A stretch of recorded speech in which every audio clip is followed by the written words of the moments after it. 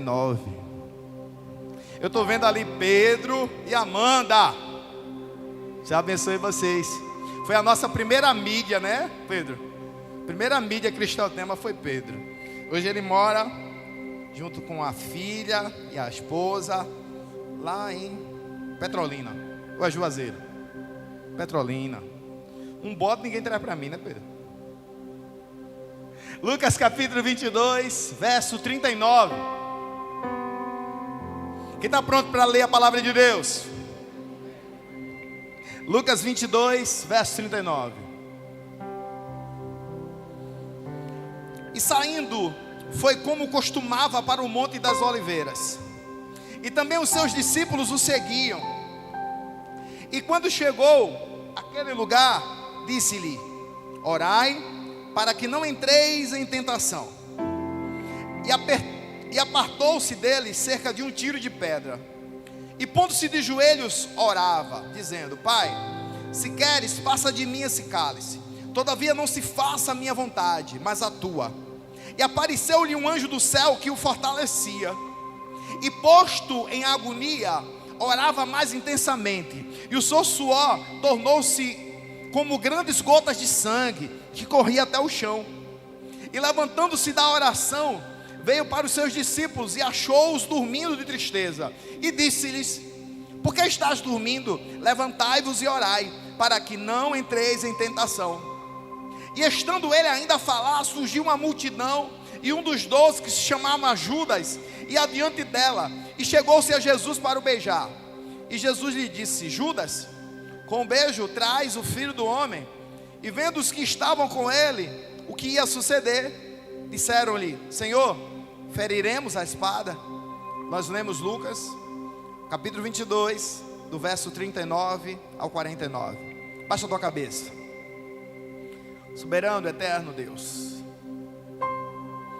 unimos os nossos corações nesse primeiro domingo de 2026 para declarar o nosso amor por Ti, para Te dizer que não existe outro além de Ti, que a Tua palavra é a verdade e que somos, Espírito Santo, Teus templos nessa terra.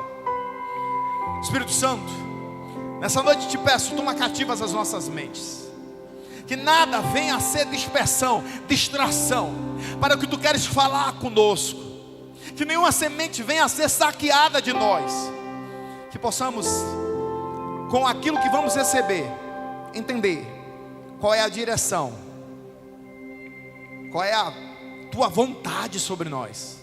Abre nossa visão espiritual, abre nosso entendimento, sobre as mulheres aqui presentes, sobre os homens aqui presentes, sobre as crianças, Espírito Santo.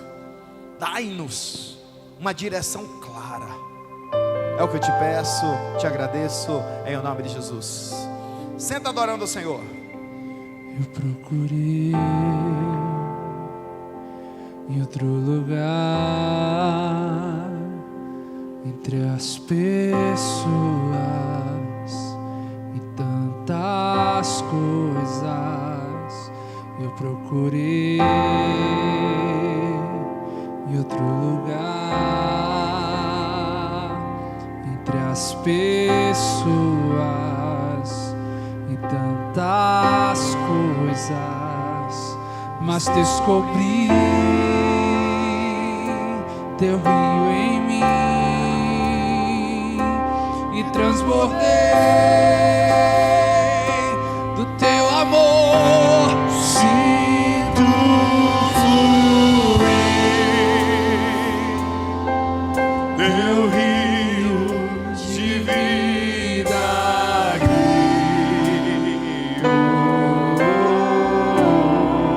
Sinto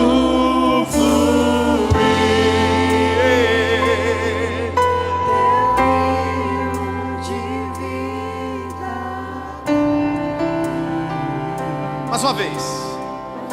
Sinto fluir Teu rio de vida aqui. Sinto fluir Teu rio de vida.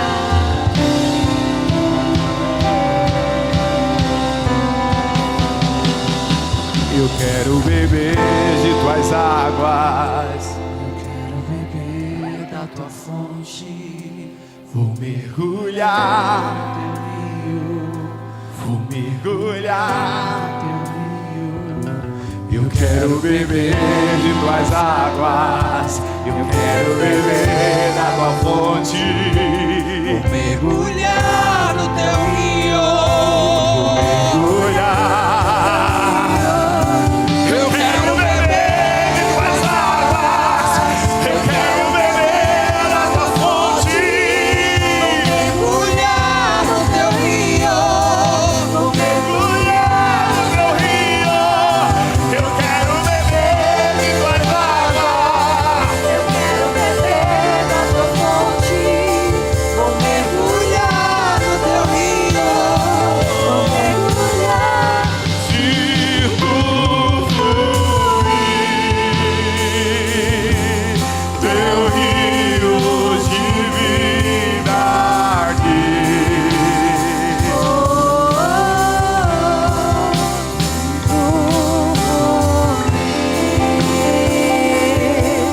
Teu rio de vida. Aleluia! 2026 é o ano da santificação. 2026 é o ano da...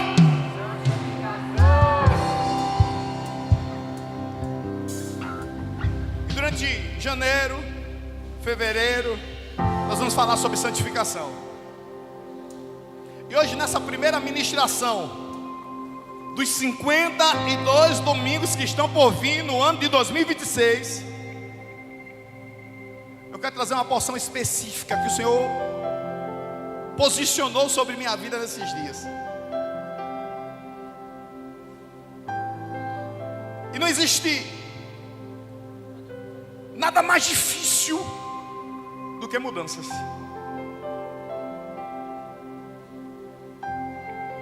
As pessoas não costumam lidar bem com mudanças. Às vezes você tem uma amizade que durante muito tempo você agiu da mesma forma, tinha os mesmos hábitos, trabalhava junto, mas aí algo acontece, você muda de emprego, ou você muda de cidade, ou sei lá, você resolveu agora caminhar na igreja, ou sei lá, você resolveu se batizar, você resolveu ter um momento diferente com Deus. E aí, a primeira frase que nós ouvimos muitas vezes é: você está diferente, você não é mais o mesmo. Porque mudanças são difíceis, porque mudanças geram uma atmosfera muitas vezes difícil de ser entendida. Eu não acredito que nós mudamos por qualquer motivo. Toda mudança, ela é movida por um combustível. Às vezes eu digo em minhas aulas que eu não era um bom aluno no meu ensino fundamental. E aluno acha que às vezes nós dizemos isso para enfeitar a história, e que não é verdade. Eu não era um bom aluno. Eu era um aluno da média. A média era quanto? 6, eu tirava 6. A média era quanto? 7, eu tirava 7. E algumas vezes menos que a média. Como normalmente são 3 notas, se você tira 2 notas perto da média, abaixo, e uma bem acima, a coisa fica na média. Não é assim? E eu era assim. E por que eu era assim? Eu sou o 8º filho do meu pai.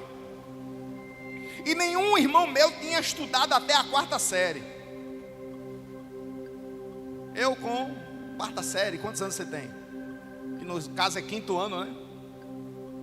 10 anos. Eu com 10 anos, eu tinha estudado mais que meu pai e que todos os meus irmãos. Então não tinha com quem tirar dúvida. E já entendia, se meu pai dava conta de 8 filhos com a 4ª série, se eu tivesse 20, eu podia ser a 5ª série. Adolescente tem esse negócio, essas contas que só ele acha que é verdade, né? Então, por que estudar? Então eu ia à escola e, igual uma geração que está se perdendo aí, que é a minha. O pai um dia chegou para mim e disse: eu trabalho no campo. Meu pai era administrador de engenho. Escolha. Se você quiser estudar, eu lhe ajudo. Mas se não quiser, tem uma enxada, tem um facão, tem um enxadeco lhe esperando. E eu entendi. Com a cabeça desse tamanho, não é possível que o peso do lápis, da caneta e da borracha é menor do que o peso do enxadeco. Porque quem sabe o que é um enxadeco entende que a enxada é fichinha. Não, não é? Eu queria saber o que Mirelle está dizendo ali sobre enxadeco. Enxadeco, Mirelle, enxadeco. Quem sabe o que é um enxadeco aqui? Quem já operou um enxadeco? Pronto, meu pai me fez operar um enxadeco para eu entender que estudar era uma opção inteligente. Então eu me esforçava para ficar na média, para não operar o enxadeco. Mas bem por outra esse enxadeco aqui é seu hoje.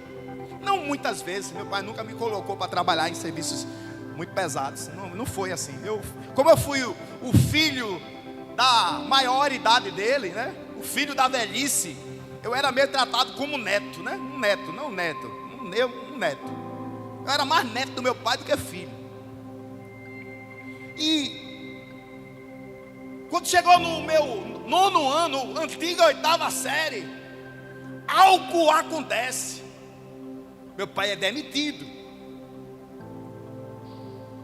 E eu fui estudar numa escola que, eu não sei se ela está aqui hoje. Uma das pessoas que frequenta a nossa igreja foi minha professora. É porque ela dava aula muito jovem, não que ela seja velha. Deus me livre de dizer isso. Ela ainda pode bloquear minha ficha 18.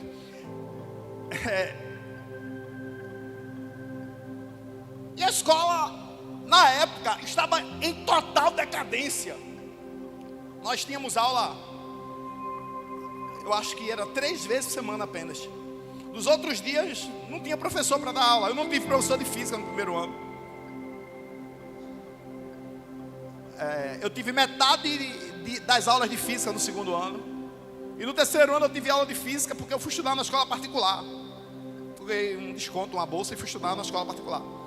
Mas, na escola pública que eu estudei, metade da minha 8ª série e metade do meu 1º ano, não tinha professor de física. Não tinha alguns professores, que eu não lembro todos que não tinha, eram muitos. Eu tomei uma decisão ali.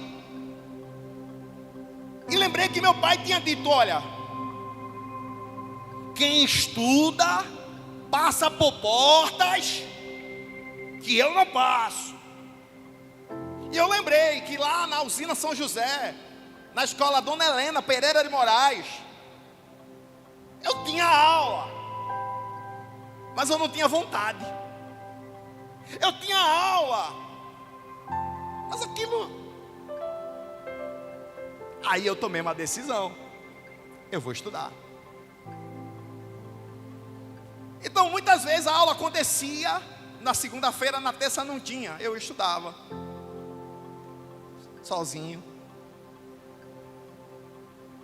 Na quarta, largava mais cedo, a galera ia embora. Eu ficava por ali. Olha que escolha estranha, né? Quando tinha tudo, não dava valor. Agora... E foi assim. E eu comecei a ouvir uma frase que eu não ouvia antes: ah, esse menino é muito inteligente. Toda a vida ele deve ter sido assim, não é? Não, eu nem me considero uma pessoa inteligente, nem tampouco eu fui assim a vida inteira. Eu tomei uma decisão diante da dor.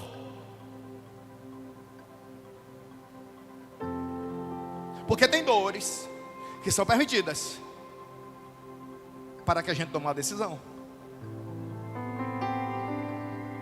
Tem dores que chegam na nossa tenda, porque se essa dor não chegar, a mudança não chega.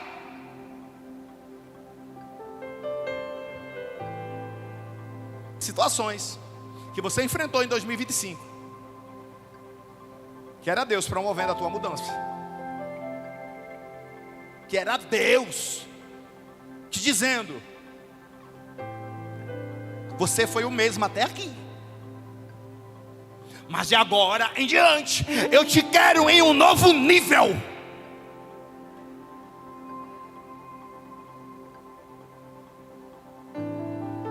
Só um pai que nos conhece por dentro e por fora pode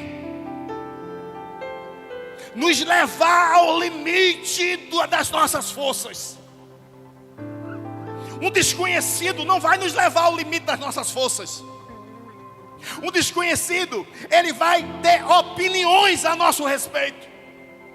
É quando você está cansado, cansada, e alguém diz assim: está fazendo o corpo mole, é? É quando você estuda, tira uma nota baixa e o professor chega: não estudou nada. Mas você sabe que estudou. É quando você luta para emagrecer, vai para a academia, faz de tudo e não emagrece. E alguém diz: olha, também come muito, e você sabe que não é isso. Tem algo a mais, tem algo atrapalhando, tem algo impedindo. Deus não é assim.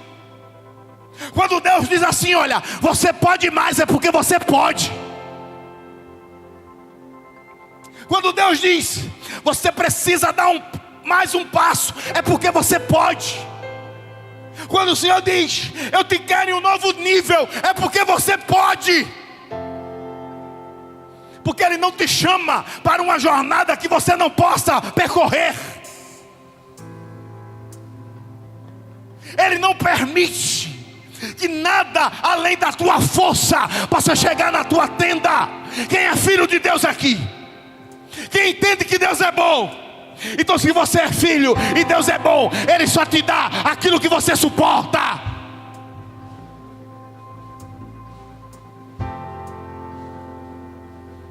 Tem pessoas que parecem que servem a um Deus esquizofrênico. Um Deus que hoje fala algo e amanhã é outro algo. Quem nos deixa confusos não é a voz de Deus. Quem nos deixa confusos é a nossa própria opinião. São os nossos sentimentos, são as nossas emoções. Quando Deus diz que a mulher que está do teu lado é a mulher da tua vida, você não pode pensar diferente. Quando Deus diz que o homem que está do teu lado é o homem da tua vida, você não pode pensar diferente. Mas tem gente que escuta a sua própria voz, e quando escuta a sua própria voz, toma uma atitude e fracassa e perde, e depois te pergunta a Deus: por que tu permitisse que eu vivesse isso? Não foi Deus, foi você.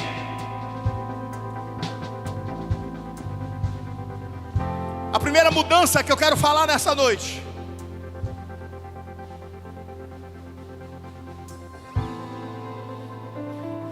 é a retirada do controle da tua própria mão.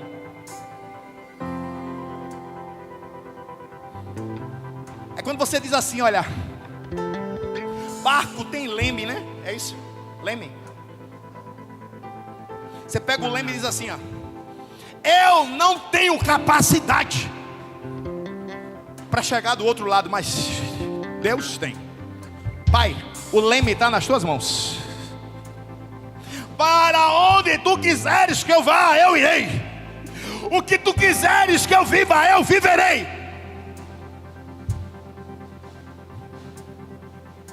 Quem fizer isso, se prepare.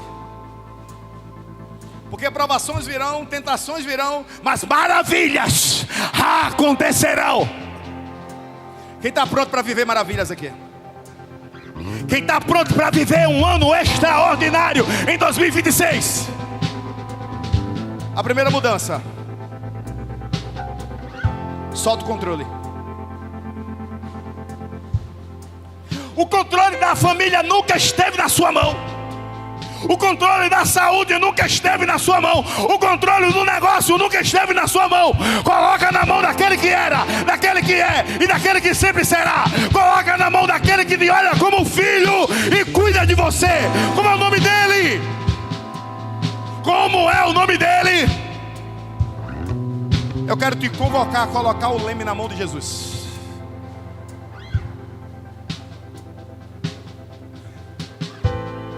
Todas as mudanças pautadas na santidade muda tudo. Jesus, Ele não veio a esse mundo passear. Ele não veio para esse mundo como turista.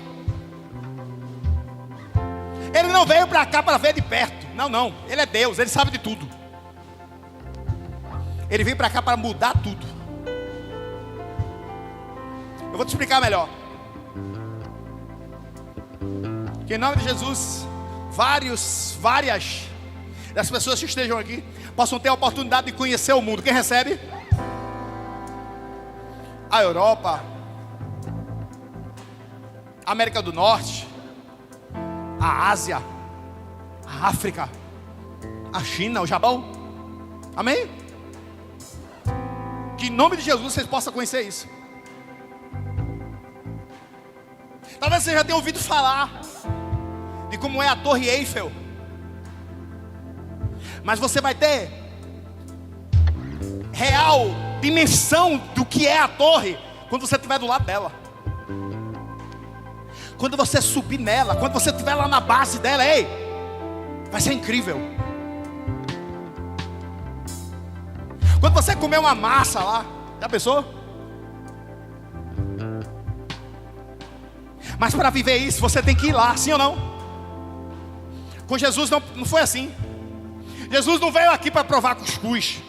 Jesus não veio aqui para provar doença. Jesus não veio aqui para provar sentimento. Ele é Deus, Ele tem tudo, Ele pode tudo. Ele veio aqui para libertar você. Ele veio aqui para libertar a cada um de nós. O que Ele veio fazer? Veio mudar a nossa história.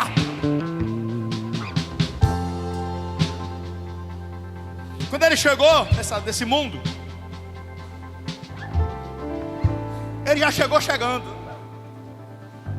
Uma estrela anunciou que Ele ia nascer. 3 magos vindos do Oriente. A Bíblia não fala bem desses 3, mas vamos deixar que sejam os 3.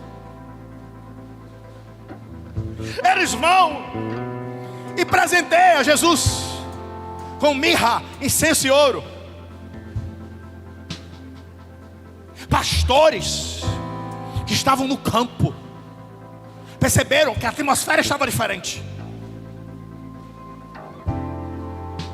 O céu, imagina o que aconteceu no céu naquele dia. O céu vendo Jesus, Deus, em forma de carne. Alguém que é tão poderoso que com uma mão pega a terra, com a outra mão pega um recém-nascido. Agora era carne. Os querubins, os serafins, os anjos, os arcanjos, o adorando do céu.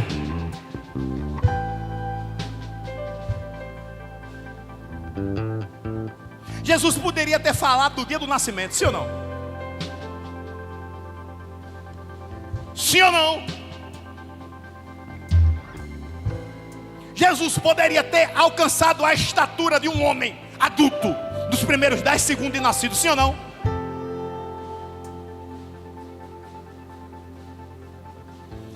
Mas Ele se submeteu ao processo.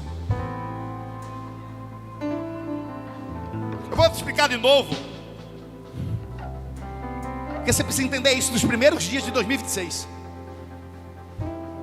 Jesus podia, naquela manjedoura em Belém, ter convocado o céu, e ao redor daquela manjedoura, miríades e miríades de arcanjos, com harpas em suas mãos, louvando, exaltando ao Rei dos Reis, ao Senhor dos Senhores. Jerusalém, todos os países veriam o céu aberto e um menino que era Deus. Não precisaria de muita coisa, todos reconheceriam que ali estava Deus, sim ou não? Mas Ele se submeteu ao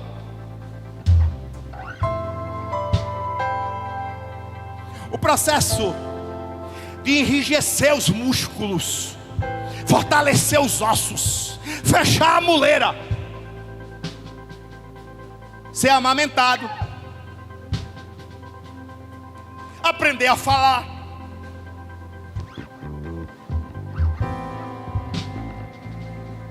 Jesus pagou cada preço que o processo exige.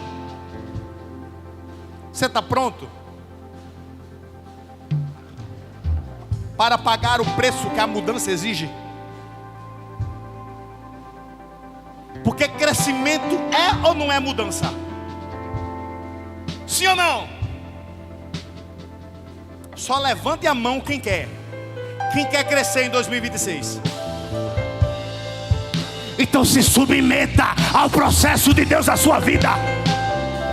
Porque para crescer, para ter mudança, tem que se submeter ao processo.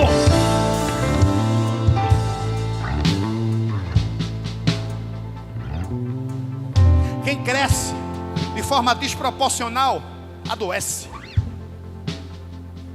se limita. Jesus cresceu na proporção certa. Quantos anos Jesus tinha quando biblicamente o ministério dele começou?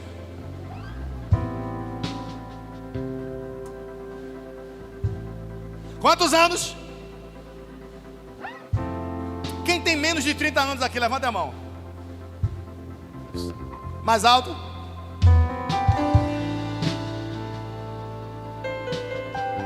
Você entende que até os 30 anos Jesus estava igual a você, sentado no templo?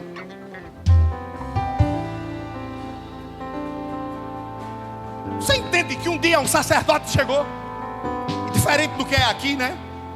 Eu falando de frente para todos, o sacerdote falava no meio.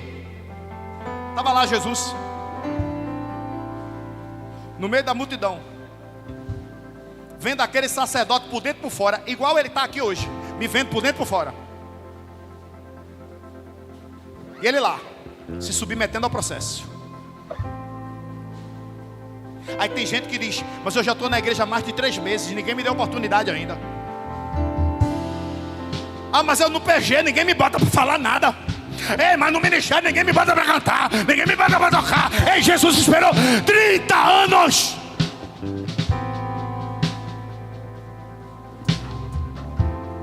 Processo. Eu já fiz concurso 2 vezes, não passei. Jesus esperou 30 anos. E se os teus 30 anos for a próxima vez que tu vai fazer, vai conseguir.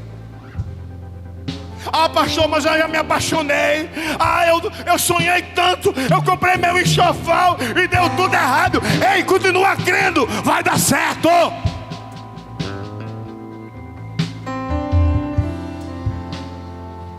Cléo enfrentou o câncer 3 vezes. Toda vez é um tiro de canhão. Toda vez o nome do Senhor é exaltado. Aí você vai desistir, é? Cristão significa pequeno Cristo. E eu só posso ser pequeno Cristo se eu imitar o meu Cristo. E quem imita o Cristo não desiste. Quem está entendendo? E vai ser assim até o final de hoje. Se você queria papinha de aveia, hoje tem mocotó. Por isso que eu estou suando aqui. Desde quinta-feira que o caldo está grosso. Jesus, ele se submeteu a cada um dos processos. E nesses 30 anos esperando, aguardando, algo acontece. Um dos processos que ele se submeteu foi ao batismo. Se você ler Mateus capítulo 1 e capítulo 2, você vai perceber que Jesus foi batizado por João. E João dizia: arrependei-vos, pois é chegado o reino dos céus. Eu os batizo com água, mas virá um que vos batizará com fogo e com o Espírito Santo. Aí, um belo dia, lá vem Jesus. E diferente do Jesus de Hollywood, olho azul, loiro, parecendo com o pastor Leandro. O Jesus parecia mais com o Jesus de The Chosen, só que um pouquinho mais queimadinho. Possivelmente. Lá vem aquele homem, veste simples, igual a todo mundo. Só que a presença dele era diferente. A Bíblia não diz que Jesus chegou para João e disse: eu sou o Filho de Deus. A Bíblia diz que quando João viu ele, disse: eu que tenho que ir a ti.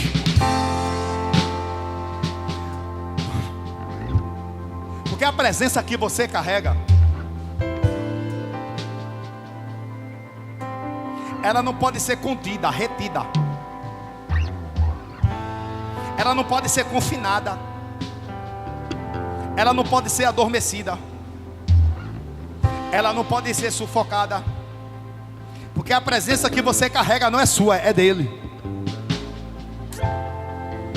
Você vem para cá preocupado porque alguém quer tirar teu emprego, não te preocupa não, a presença que você carrega é dele. Você veio para aqui hoje preocupado porque talvez algo possa dar errado. A presença que você carrega é dele, é ele, é através dele, ei, só vem dele. João olhou e disse: eu que preciso ser batizado por ti. Aí Jesus disse o quê? Mas eu preciso passar pelo processo, como está escrito. Não queira pular processo, porque se você pular processo, você vai chegar no lugar certo imaturo.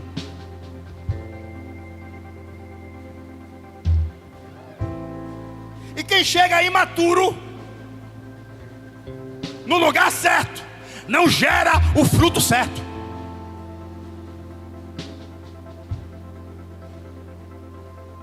Tenta plantar. Deixa eu ver se eu ainda lembro. Milho.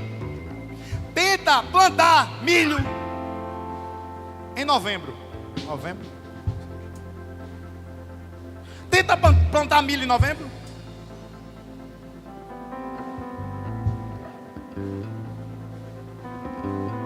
Vai dar errado. Mas se você plantar no tempo certo, em julho, você vai ver as espigas boas, sem muito esforço. Quem planta fora do tempo vai precisar se esforçar muito, vai precisar correr muito, vai precisar procurar caminhos mais curtos. Crente não precisa de caminho curto, porque ele segue aquele que é o caminho, a verdade e a vida. Ei, você não precisa de atalho, você precisa viver o seu processo. Porque vivendo o teu processo, o Senhor vai pegar na tua mão e vai dizer: eu agora te quero aqui, eu agora te quero aqui, eu agora te quero aqui. Quem te posiciona é Ele.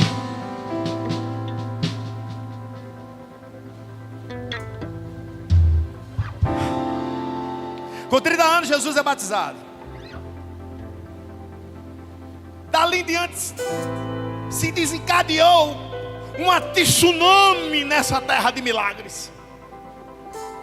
Jesus começou a fazer coisas que ninguém nunca tinha visto, a falar o que ninguém nunca tinha ouvido. Pessoas que nunca foram vistas por ninguém, Jesus via, Jesus vê.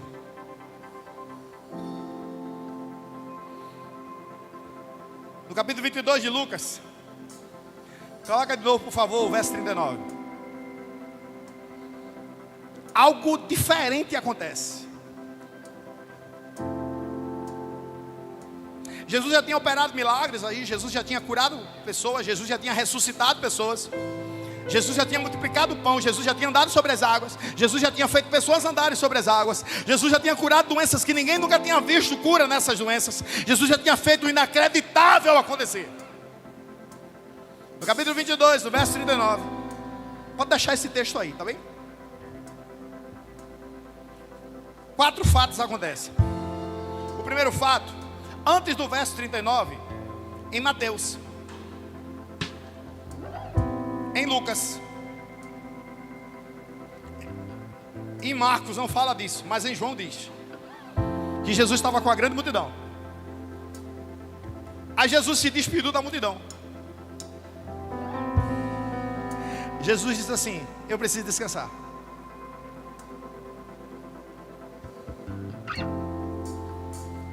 E saiu Jesus apenas com os seus discípulos. Quantos discípulos?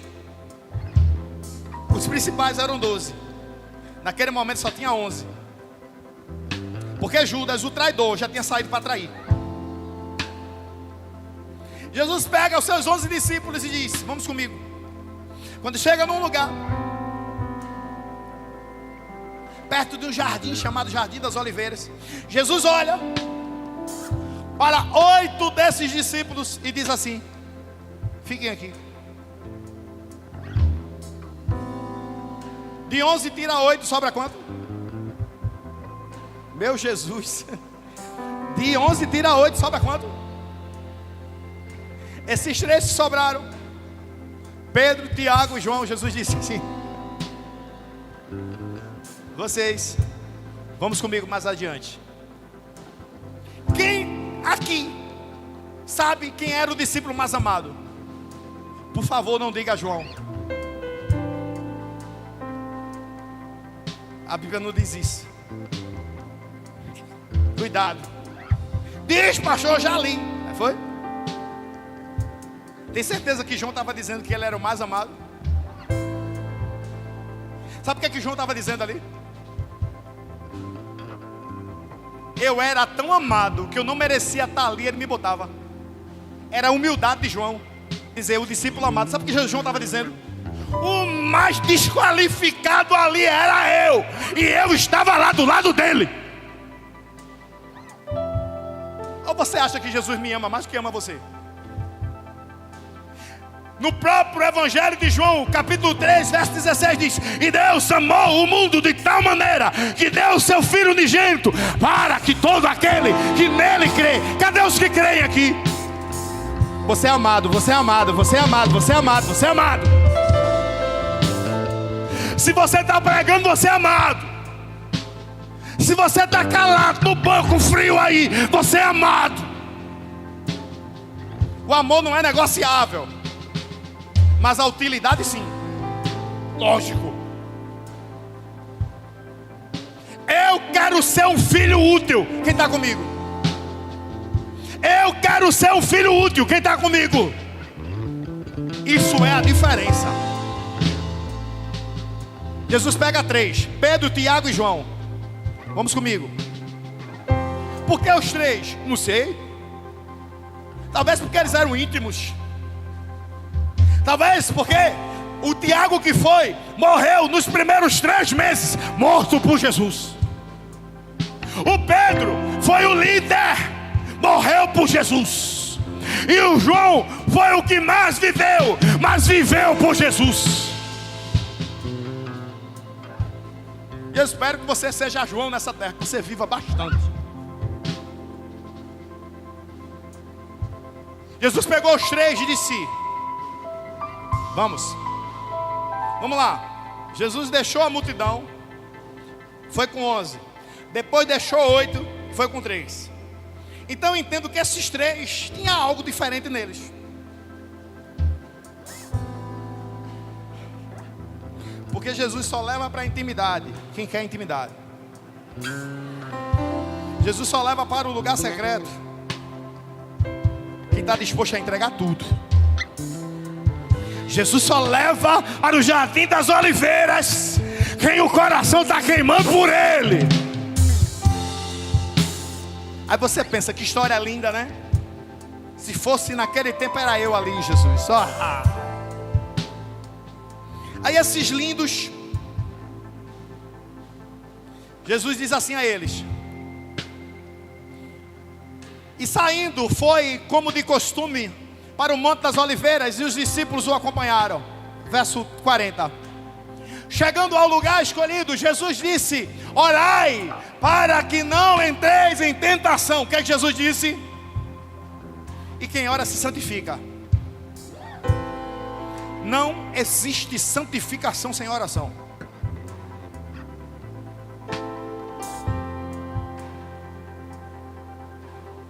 Não existe santificação sem falar com Deus.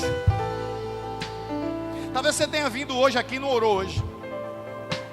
Vamos trocar a palavra oração por falar com Deus? Como é que pode? 8h38 da noite. 7h38 da noite. Meu relógio está louco. 8 horas no relógio. Meu Jesus.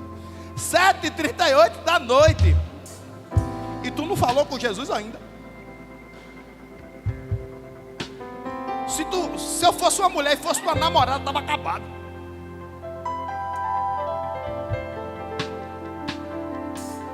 Já pensou? Jailson, 8h38 da noite e você não falou com o Paulo ainda? Ia dormir com o Toby hoje, lá na casinha dele. Que relacionamento é esse? Que só fala quando precisa.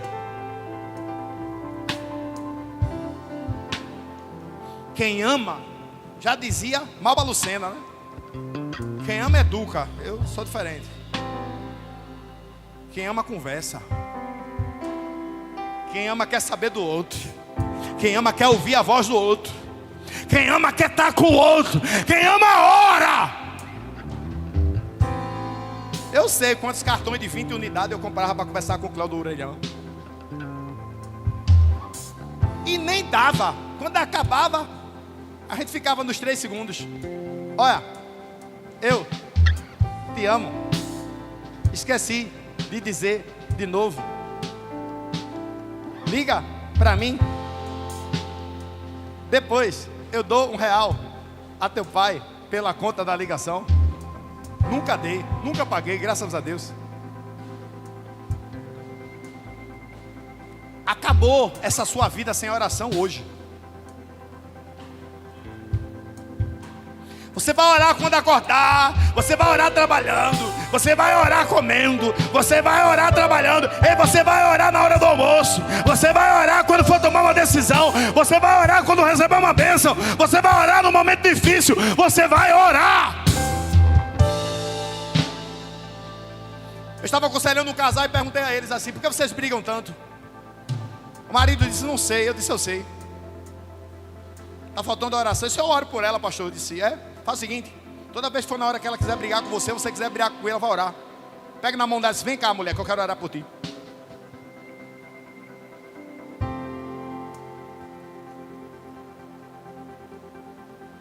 Ele fez: mas como é que eu vou orar com raiva? Jesus não recebe. Eu disse: mas recebe as tuas agressões. Mas recebe o teu descontrole.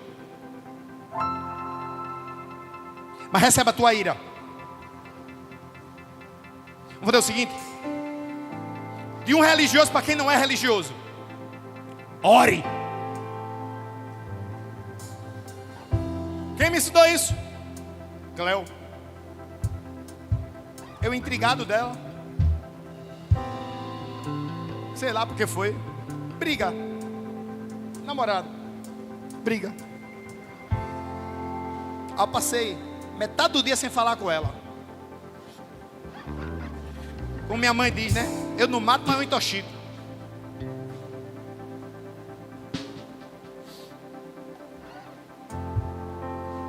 E ela estava, te amo, vice, ela estava errada. Eu nem lembro o que era, mas ela estava errada. Naquele dia, amor, naquele dia. Hoje não. E ser humano é incrível, né? Ele deixa de aproveitar os momentos. Tá bem, não, vai alimentar isso. Aí ela viu que estava errada. Aí chegou em mim e fez assim: não sei se ela vai lembrar disso. Vem cá, ora por mim.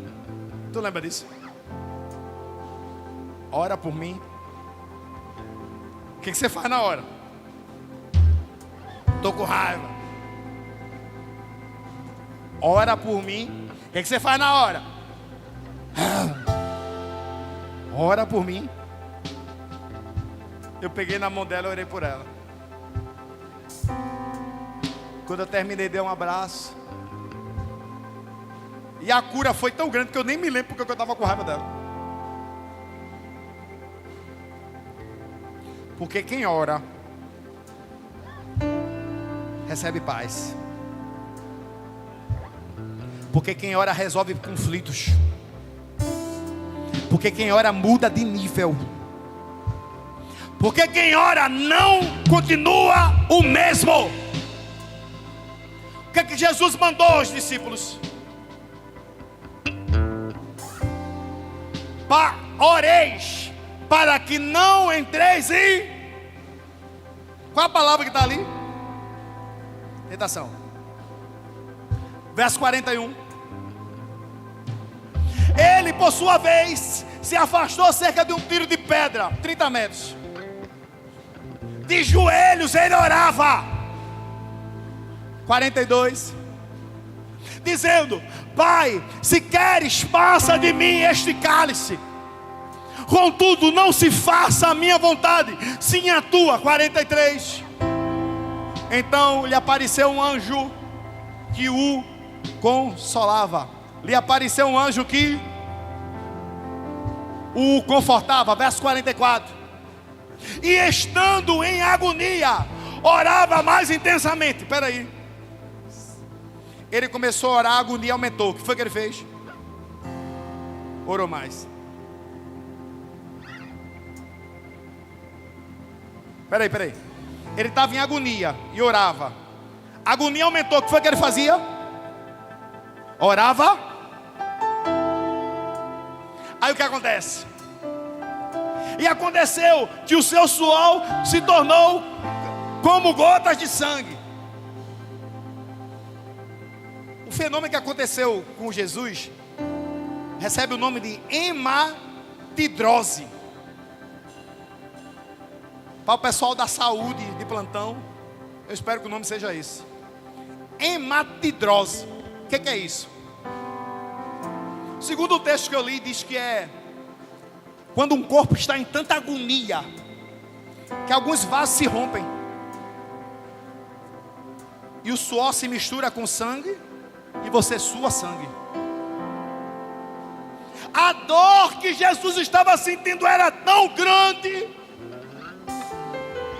que ele começou a suar sangue.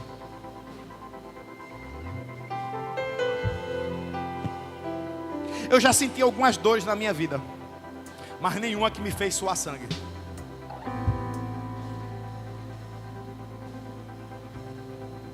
Até ali Jesus ainda não tinha sido chicoteado. Jesus não tinha recebido cravos nos pés e nas mãos. Jesus não tinha sido crucificado. A dor que ele estava sentindo era a dor de Leandro. A dor que ele estava sentindo era a dor por você. A dor que ele estava sentindo era a dor por sua liberdade.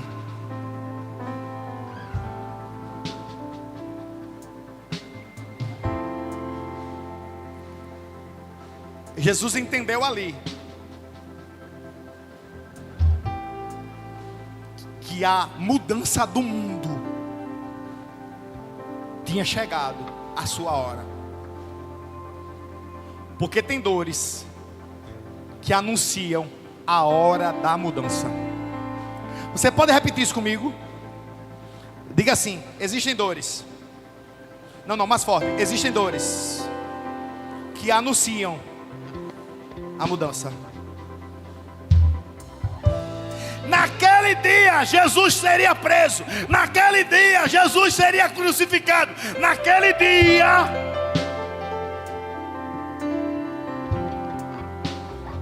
começava o dia da sua libertação. E o que foi que anunciou a Jesus que o dia tinha chegado? Diga comigo: a dor. Diga mais forte: a dor. Se você chegou aqui sentindo uma dor hoje, uma dor espiritual. Se você chegou aqui hoje sentindo uma dor na sua família. Se você chegou hoje aqui sentindo uma dor no seu ministério. Se você chegou hoje aqui sentindo uma dor na sua empresa, toda dor anuncia uma mudança. E a mudança que vai acontecer será extraordinária.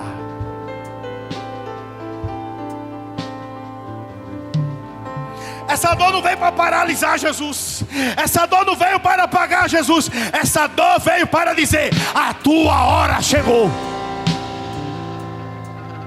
O mesmo céu que viu Jesus nascer, agora estava vendo a hora que o mundo seria liberto.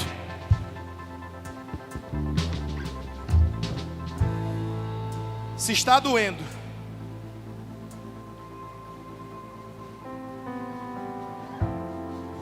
é porque tem uma missão para ser cumprida. Às vezes a gente não entende porque tem certas coisas que só dói na gente. Porque tem coisas que só incomodam a gente. Eu estava na comunhão ontem, uma irmã disse que senta perto do marido e o marido fica: olha o chão da igreja como está. A gente precisa resolver isso. Irmã Daniele, eu vou dizer o nome dela. Ela e irmão Joselito fica olhando para o chão da igreja dizendo: a gente precisa resolver isso. Olha como está esse chão, a gente precisa resolver isso. É uma dor que ela está sentindo. Quantos creem que o Senhor vai usar ela e outros para resolver isso? Porque quando a dor vem, a mudança chega. Quando a dor vem, é o anúncio de algo que está por vir. O que é que anuncia o nascimento de uma mulher quando está grávida? É a data, é? Lucas está esperando o filho. Não, o Lucas é meu filho. Agora não, viu?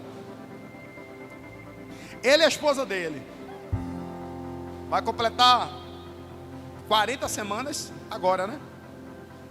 Mas não é a data, é a dor. Porque quando a dor chega, algo vai nascer. O incômodo que você está sentindo é uma dor. E o incômodo que você está sentindo porque tua família não está aqui. O incômodo que você está sentindo porque teu marido não está aqui. O incômodo que você está sentindo porque teu filho não está aqui. O incômodo que você está sentindo porque tua empresa ainda não é do jeito que deveria ser. O incômodo que você está sentindo porque na faculdade a coisa ainda não está acontecendo. Ei, é o Senhor te anunciando uma nova mudança. E Ele só permite a dor a quem recebeu unção para mudar a história. Eu vou dizer de novo: o Senhor só permite a dor da mudança a quem Ele escolheu como ferramenta de mudança. Quem chegou aqui sentindo uma dor sobre qualquer coisa, levanta sua mão. Você é ferramenta de mudança. Você é ferramenta de mudança. Porque quem se santifica não lida com a dor de qualquer forma. Ele lida com a dor tentando entender qual é o propósito. Quem se santifica, a traição de Judas não é mais uma dor que paralisa. Quem se santifica, a acusação não é mais uma dor que o paralisa. Quem se santifica quando alguém fala mal de você, não é mais uma dor que te paralisa. É apenas combustível para o propósito. Ei, em 2025 eu ouvi muito isso. Mas fulano não está fazendo nada.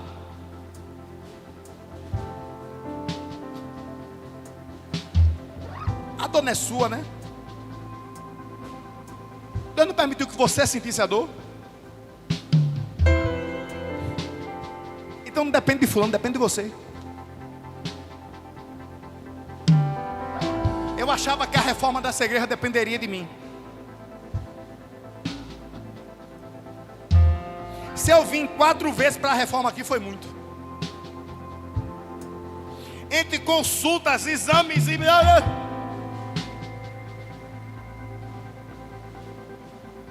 Quando esse altar estava sendo feito, eu devo ter vindo umas 2 vezes. Eu recebi o vídeo.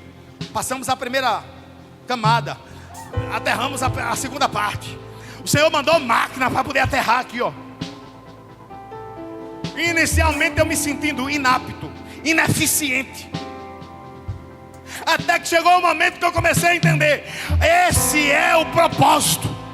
O que Deus está fazendo é para mostrar que não é obra de homem, não é obra de mulher, não é sonho humano, é o propósito de Deus. Eu declaro isso sobre a sua vida. O que você pensava que ia fazer sozinho, Deus já levantou quem vai fazer com você. O que você pensava que teria que dar conta sozinho, pode descansar, viu? O Senhor já preparou a multidão que vai lutar ao teu lado. Não vai ser por você, vai ser por Ele. Mas você vai estar lá e vai ver que quem fez foi o Senhor. A dor que Jesus sentiu foi tão grande que Ele suou sangue.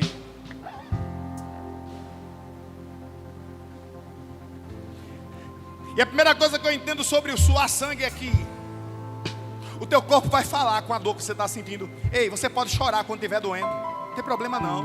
Você é um ser humano. Não tem problema em dizer: hoje eu estou triste. Estou triste. Eu não estou hoje, mas se eu tivesse, eu estaria dizendo: eu estou triste. Mas não tem problema com isso não. Não tem problema em dizer: eu estou cansado, eu estou cansada. Qual é o problema disso? Não tem. O problema é você parar.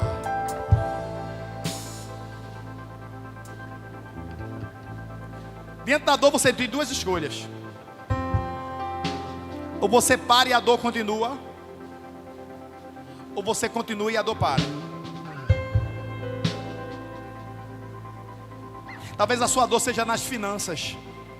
Eu lhe pergunto: se você parar, a finança se paga? Se você parar hoje, alguém vai pagar a tua CELP, tua Compesa? Aí você tem duas escolhas: ou deve, ou luta. Mas pastor, mas eu estou aqui, está doendo, meu nome está sujo. Ei! Deus permitiu a dor, mas Ele colocou uma porção sobre a tua vida. E essa porção sobre a tua vida vai trazer uma nova história, vai trazer uma nova porção, vai trazer uma porção extraordinária. Coloca o verso 45. Verso 45. Levantando-se da oração, foi até com os discípulos e os achou. Qual a palavra que está ali? Dormindo. Amém? Enquanto Jesus orava, os discípulos dormiam. Enquanto Jesus sentia dor, os discípulos dormiam. Enquanto Jesus suava sangue, os discípulos faziam o quê? Dormiam. Porque aquela dor era de Jesus, não era dos discípulos.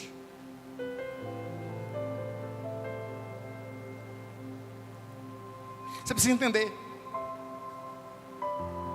que se o Senhor te permitiu sentir uma dor, essa dor é sua. E se a dor é sua, o milagre vem através de você. Ninguém entendeu? Tem coisas que Deus vai colocar no teu coração e isso vai ser só você. Você está no meio da sua família, só tem você. Pai não te apoia, mãe não te apoia. Quem deveria te apoiar tenta te prejudicar. Ei, a dor é sua, não é deles. A unção de mudança está sobre você, não está sobre eles. Os discípulos dormiam porque não sentia dor. Jesus não podia dormir porque a dor estava nele. Porque a mudança viria através dele. Porque a salvação viria através dele. Porque o renovo viria através dele. Se você quer se parecer com Jesus, assuma a dor.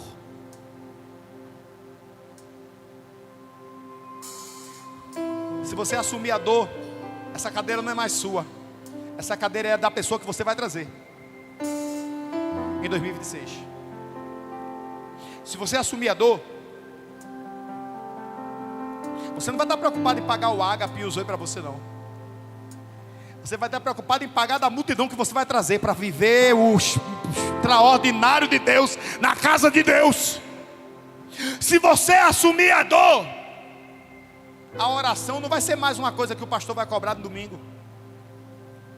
Vai ser algo que vai fluir de você como incenso suave. Se você assumir a dor, você vai deixar de ser o alvo do inferno, da paralisia, para ser o inimigo número 1 do inferno. Aquele que quando chega, a atmosfera muda. Aquela que quando chega, as hostes se dissipam. Eu já disse aqui em outra vez. Alguém veio me dizer, vou sair do emprego porque a minha atmosfera lá é muito pesada. Vai dar o quê?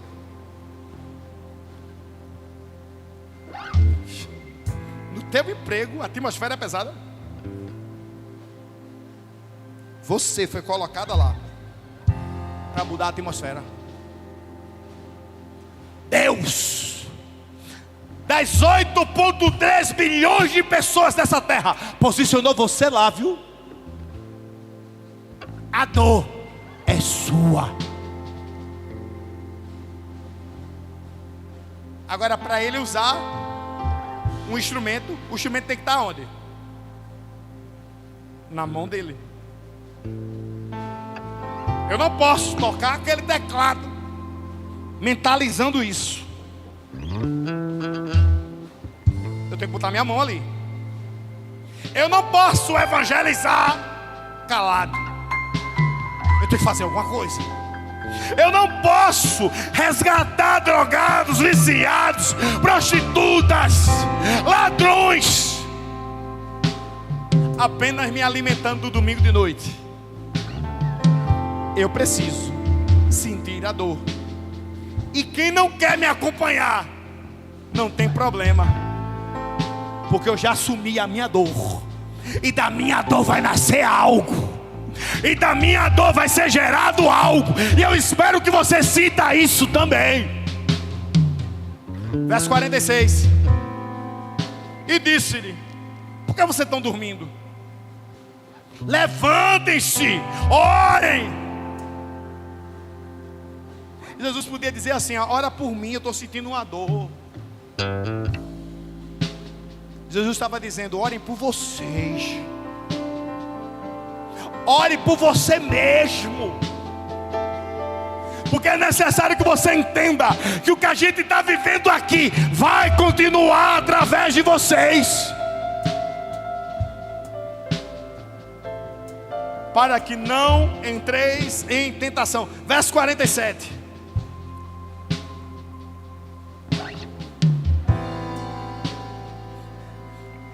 Jesus suava, os discípulos dormiam. Jesus sentia a dor, os discípulos dormiam. Jesus orava, os discípulos dormiam. 3 vezes Jesus acordou esses discípulos. Quantas vezes? Será que Jesus te chamou ano passado mais ou menos que 3 vezes?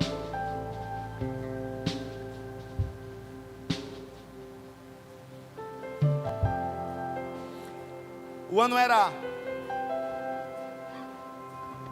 2003. Eu nasci em 83.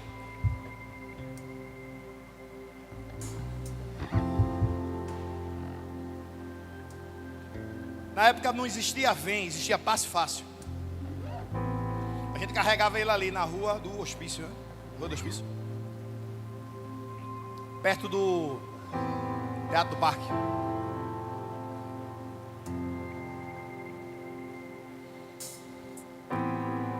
Eu estava na Federal e precisava carregar meu passe fácil. Eu deveria ir direto com Caxangá, Várzea, eu acho que é isso. Por algum motivo eu tive que vir em Paulista. Aqui eu peguei um ônibus que entrou no terminal da P15. Eu não lembro o que eu vim fazer. Quando eu entro no terminal da P15,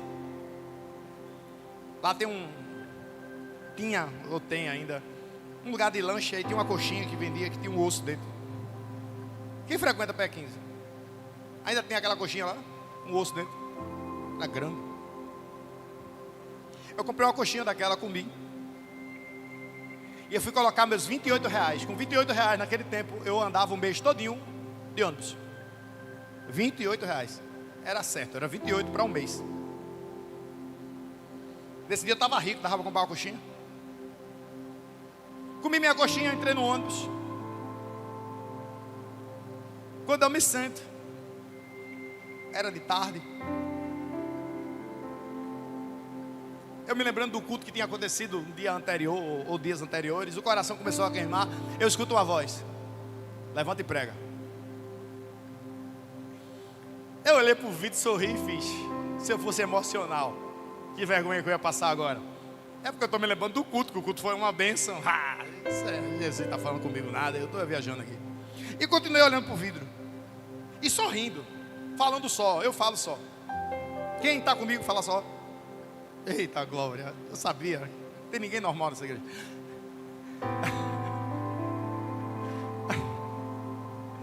Aí eu falando só no vidro. Para na primeira parada, alguém sobe ou alguém desce, eu não lembro. O Senhor, levanta e prega. Aí eu: Jesus, eu não vou me levantar desse ano e vou pregar. Essa galera sobe no ano para dar mau testemunho aqui dentro. Dá uma palavra, depois fica pedindo dinheiro. Eu não sou essa pessoa, eu não vou fazer isso. Jesus, eu não vou fazer, Senhor. Eu tenho certeza que tu não me chamaria para fazer algo que tu sabe que eu não vou fazer. Segunda parada, o Senhor, levanta e prega. Eu já estava constrangido, eu já estava quase descendo do ônibus. A terceira parada fica na frente daquele tem de tudo enorme. Não sei se ainda tem de tudo. É tem de tudo ainda? Lá em Olinda, Jatobá, é tem de tudo. Sei lá, bem grande. Do lado de cá eu tenho tudo, do lado de cá tem casas. Bom, essa é a referência.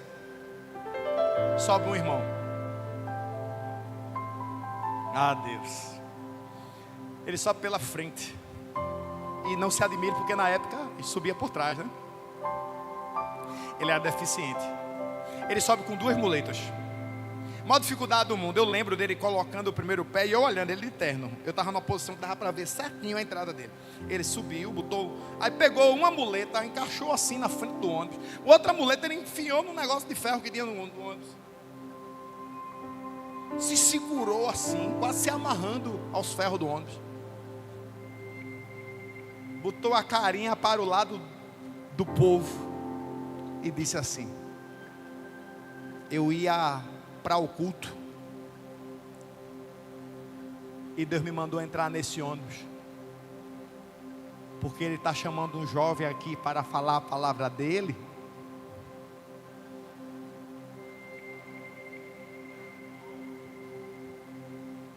Ele ainda não entendeu que ele foi escolhido para fazer isso.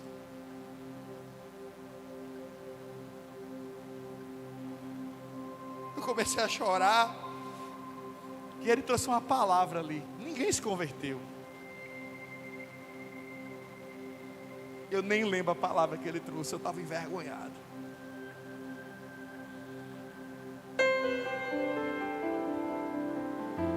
Quando ele terminou de pregar, ele pega a muleta e diz: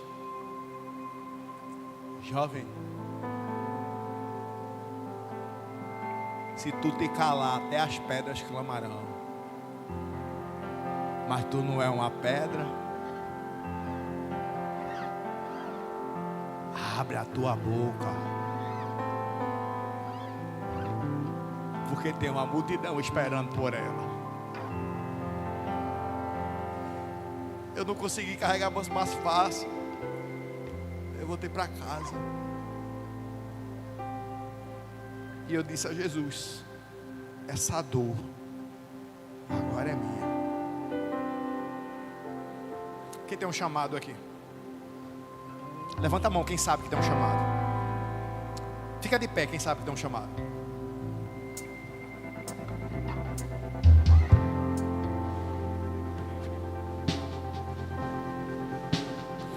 Agora, olha para quem está sentado.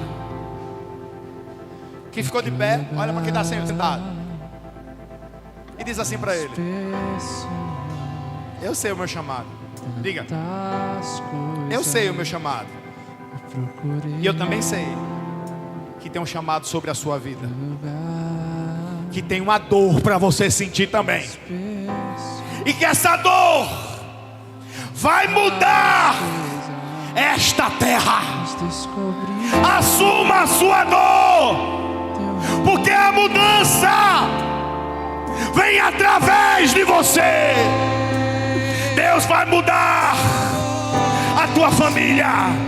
Deus vai mudar a tua história. Deus vai mudar esta nação. E o escolhido, a escolhida foi você. sinto Você está de pé? teu rio Toda santificação produz mudança. E o anúncio da mudança já aconteceu. Sinto